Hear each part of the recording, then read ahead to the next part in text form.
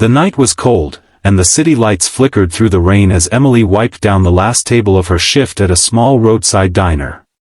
She was exhausted, her hands trembling from hours of work, but her mind wasn't on her fatigue, it was on the hospital bill sitting in her pocket.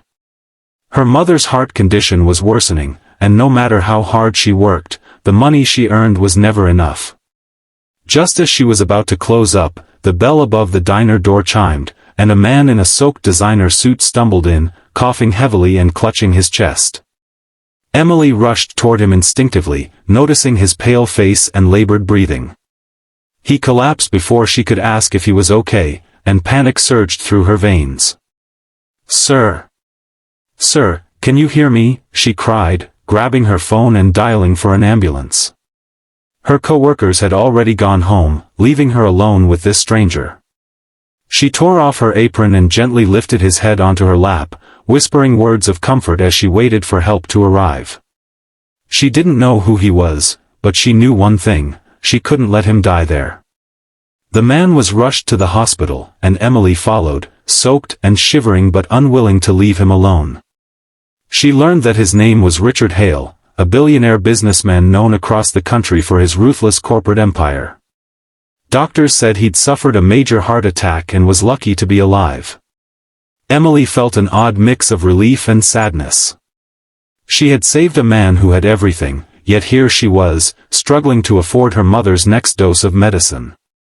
Life felt painfully unfair, but she pushed those thoughts aside. The next day, Emily visited Richard again. He was weak, his once intimidating face softened by exhaustion. When he saw her, his eyes filled with confusion. "Why are you here?" he asked in a low voice.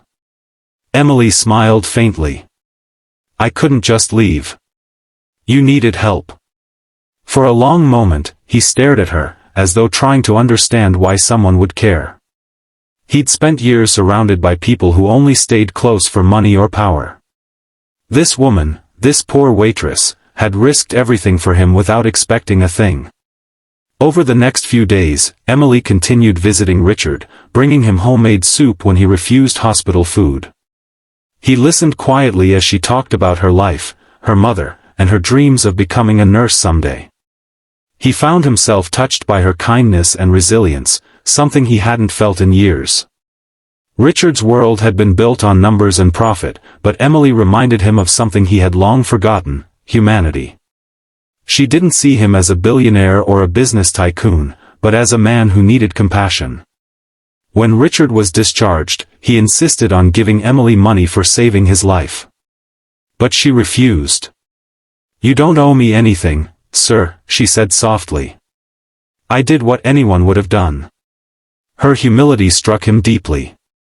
He'd expected her to ask for something: money, a job, anything, but she didn't. For the first time in his life, he felt ashamed of the man he had become. He realized that all his wealth had made him powerful but not happy. Emily's simple act of kindness had given him something money never could: faith in goodness. Weeks passed, and Emily returned to her normal life at the diner. Her mother's condition worsened, and the weight of helplessness grew heavier. One evening, she received a call from the hospital saying her mother needed an emergency surgery costing more than she could ever afford. She broke down in the alley behind the diner, her tears mixing with the rain. She didn't know that someone was watching her from a distance: Richard, sitting quietly in his car.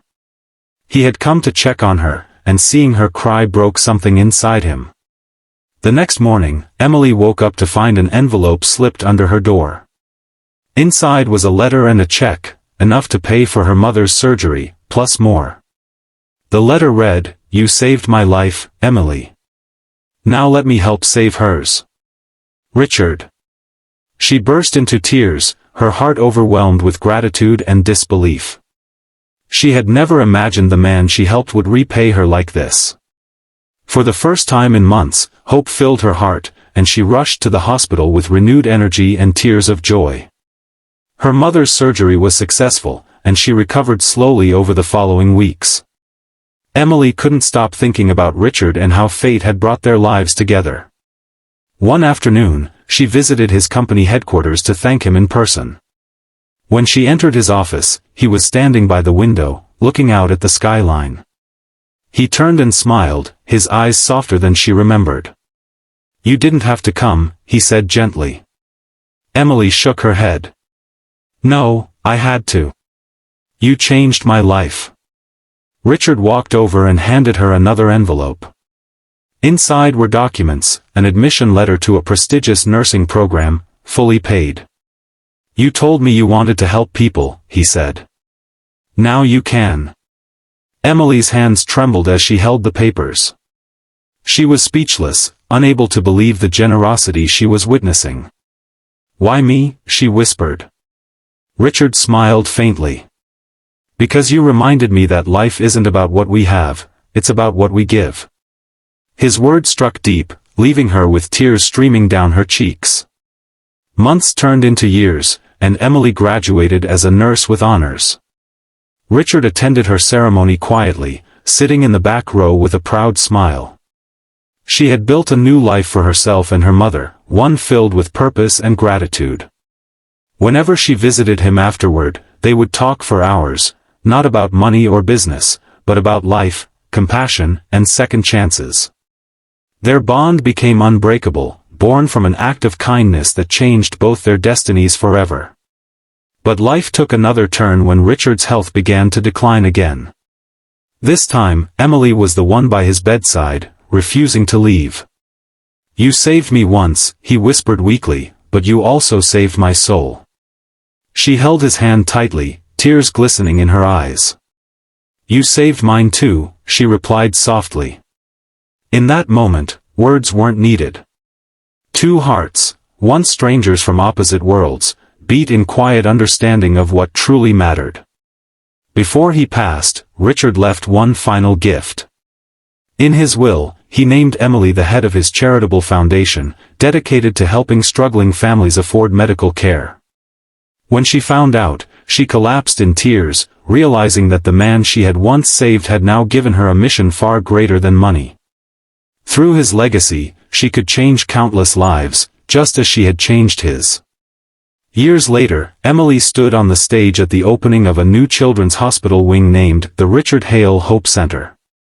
Cameras flashed, and applause filled the hall, but all she could think about was that rainy night in the diner when a stranger's life collided with hers. She smiled through tears, whispering, "Thank you, Richard." Her voice trembled with love and gratitude as she placed a white rose beside his portrait. As she looked out at the crowd, she saw faces of people who had been helped by the foundation, families, children, and mothers who had once lost hope. Emily realized that kindness truly had a ripple effect. One act of compassion could create waves that touched countless lives. Her heart swelled with emotion as she finally understood the full circle of fate, that saving one life could save many. The diner where it all began still stood at the corner of the street, now renovated and thriving. Emily often visited it, sitting at the same table where Richard had once collapsed. Sometimes she would serve coffee to strangers herself, remembering how far she had come. The waitress who once struggled to survive was now a woman who helped others live. She had become the light she once sought in others. Her mother, now healthy and proud, often reminded her, "You saved him with your heart, not your hands." Emily always smiled at that. Because deep down, she knew it was true. The world often measured people by wealth, but she had learned that true richness came from empathy. In helping Richard, she had discovered the power of love, the strength of forgiveness, and the beauty of humanity. And so, every night before closing, Emily would light a small candle by the window of the diner. It was her quiet tribute to the man who had changed her life, and whose life she had changed in return. People passing by would see the light and wonder about its meaning, never knowing it was born from a story of compassion that began with one poor waitress and one dying billionaire.